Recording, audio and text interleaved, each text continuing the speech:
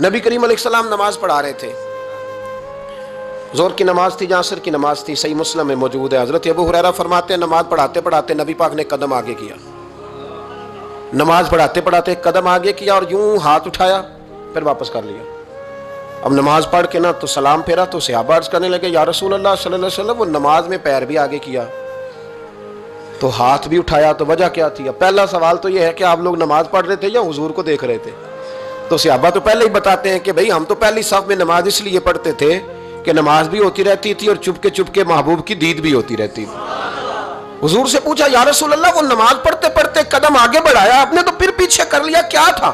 اور ہاتھ اٹھایا تو پھر آپ نے نیچے کر لیا۔ تو نبی کریم فرمانے لگے نماز پڑھاتے پڑھاتے جب میں نے کہا نا سمی اللہ لمن حمیدہ، اچانک میری نظر اٹھی تو جنت میں چلی گئی، نظر اٹھی تو جنت میں، تیرے لیے 2-4 قدم عرش بری ہے۔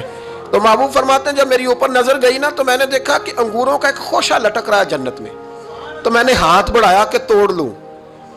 حضور کھڑے ہیں مسجد نبوی میں اور فرماتے ہیں کہ میں یہاں کھڑے ہو کے ہاتھ اونچا کروں تو میرا جنت تک پہنچ جاتا ہے۔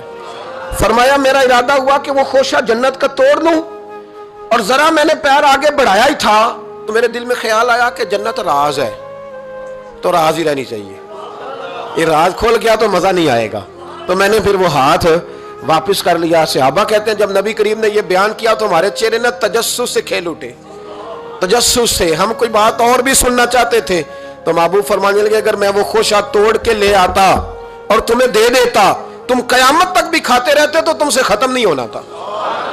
یہ صحیح مسلم کی حدیث ہے۔ او بھائی میرے رسول کریم کے واقعہ معراج پہ شکوہ کرنا، کہنا سمجھ میں نہیں آتی کیسے گئے تھے، تو جو چاہے تو ہر شب ہو مثال شب اسرا، اس لیے کہ تیرے لیے 2-4 قدم